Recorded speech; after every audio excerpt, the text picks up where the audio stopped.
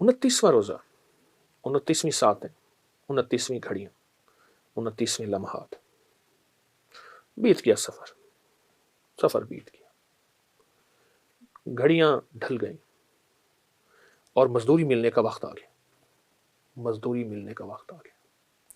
बस ये कल मजदूरी मिलेगी, असर हो गई है, मगरिब करीब है, 29वां रोज़ा असर है और ढलती असर है, असर भी ढलती असर है, और 30वां रोज़ा इंशाअल्लाह ढलती असर है।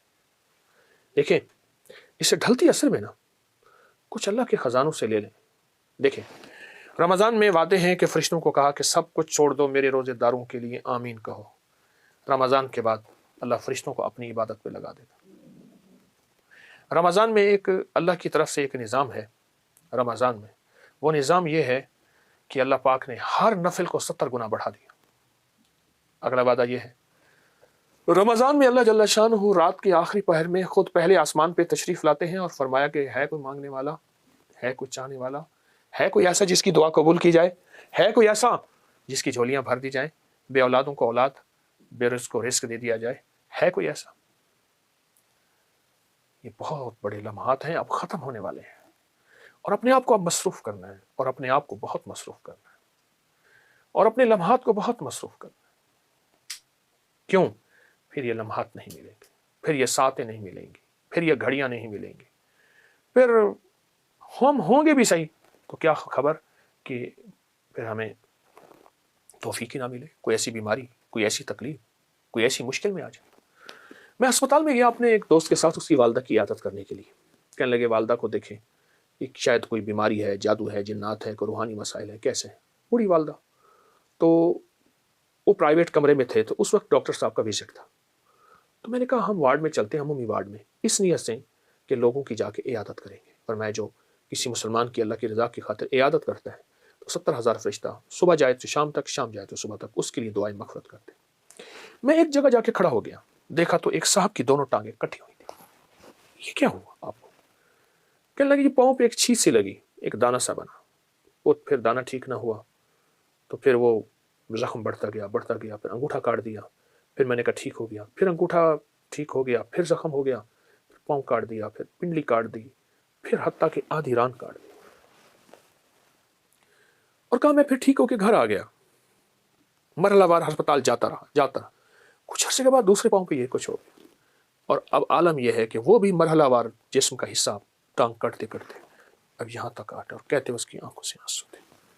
कहा कि मुझे वो लम्हे याद हैं जब मैं खड़े होकर नमाज़ पढ़ता था, मुझे वो लम्हे याद हैं मैं खड़े होकर तस्बीह पढ़ता था, मैं तवाफ़ करता था, मैं मस्जिद की तरफ कदम उठाता था, मैं खैर की तरफ कदम उठाता था, किसी मुसलमान की मदद की तरफ चलता था, दौड़ता था, भागता था, और आंख के आंसू थे। कहा कि अब कहाँ से ये लम्हा मिलेगा, अब कहाँ से ये वक्त मिलेगा, अब कहाँ से ये घड़ियाँ मिलेगी।